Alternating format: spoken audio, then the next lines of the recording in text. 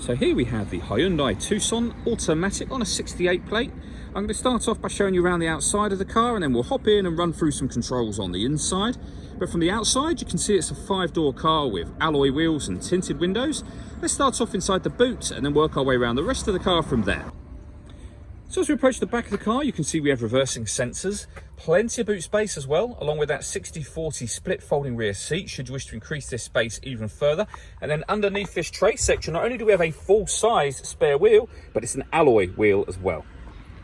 Okay, so we're just going to work our way back round to the front of the car, and then we'll hop in and run through some controls on the inside. But now that we've done a full circle of it, you can see that it's in excellent condition the whole way round. Just briefly before we climb in, I think it's what we're seeing the interior from this exterior point of view. There's plenty to run through on the dashboard, so let's hop in and we'll do that now. Okay, now that we're inside the car, we're going to start with the dials. On the left-hand side, we have the rev counter, and on the right-hand side, the speedometer and fuel gauge. In the middle, you can see the total miles for the car. They are 24,906. The information displayed above that can be changed using buttons on the steering wheel. So at the moment, you can see we have a digital readout for the speedometer. You can change that information for various bits of fuel economy and trip computer info, and there are other menus available as well. So satellite navigation, vehicle systems, audio, tyre pressures and other settings, and then your user settings as well, and then back round to the beginning again. And to do that, I was using these buttons just here. We've also got cruise control and speed limiter over that side as well. On the left-hand side, we have stereo controls, phone controls, including voice activation for the phone just there. So you can hit that button, ask it to dial any one of your contacts list, and it will do that for you without you having to take your phone from your bag or pocket. That is, of course, once you paired it up, and that is done over on the touchscreen in the center just here. So you go to all menus, and then from there, phone in that top left-hand corner, and follow the instructions on screen. When it comes to music in this car, you have the radio, of course. This car's got DAB, FM, and AM radio. If you want to listen to your own music, you can do.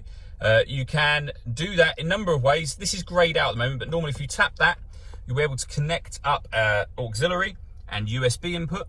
If you plug in your smartphone via USB, this car's also got Android Auto and Apple CarPlay. And once you pair your phone via Bluetooth, you'll be able to stream your music wirelessly via Bluetooth audio. This car's got satellite navigation. There's a full video that shows how this works that you can find both on our website and also on our YouTube channel as well. But it's a very, very easy system to use ultimately. You can access it directly from this menu here as well, should you wish to. On top of that, this car has got, if we pop it into reverse, a full color reversing camera with guidelines showing you what direction the car is headed in relation to the image that you see being shown on the screen. So it does make it very easy to park as well.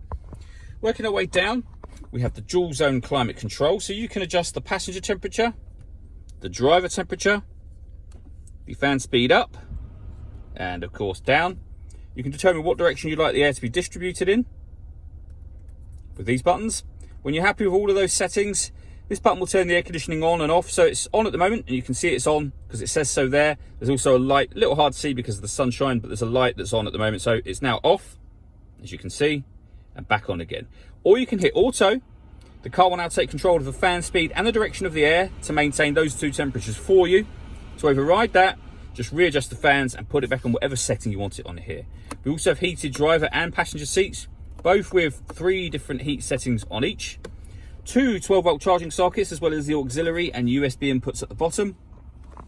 We have the gear lever for the fully automatic gearbox, and then these buttons just here. So this one turns on and off the parking sensors. This one and this one I'll show you on the main screen. So the first of those turns downhill brake control on, and you can see there's a little green light that's come onto the right hand side of the speedometer, and then you can turn it off again. And drive mode, you'll see, puts the car into sport or normal. All that leaves me to say is thank you for taking the time to watch this video. If you'd like to come and see the car in person and have a test drive, please feel free to call any of our MJA sites. We'd love to hear from you soon.